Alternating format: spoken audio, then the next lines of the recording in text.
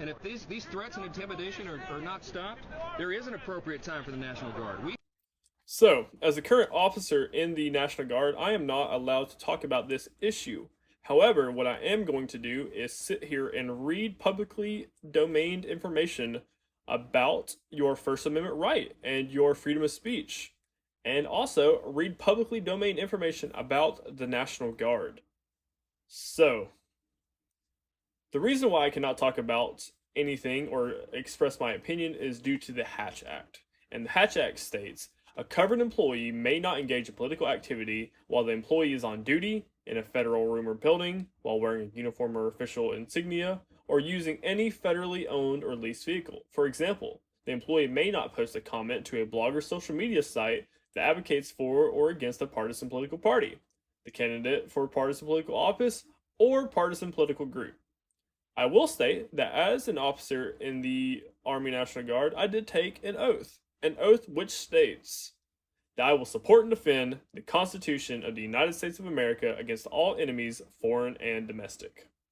And would you know it, that a part of the Constitution there are the amendments, and the First Amendment provides that Congress make no law respecting an establishment of religion or prohibiting its free exercise. It protects freedom of speech, the press, assembly, and the right to petition the government for a redress of grievances.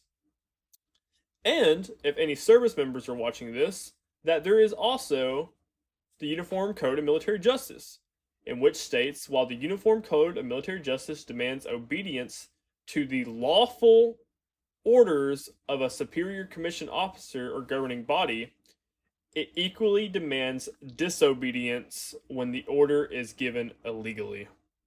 And that orders that violate established laws and regulations or the UCMJ or Uniform Code of Military Justice are not binding. And would you know it, that intentionally directing attacks against the civilian population as such or against individual civilians not taking part in direct hostilities is a war crime, as well as intentionally directing attacks against civilian objects, that is, objects that are not military objectives, is a war crime.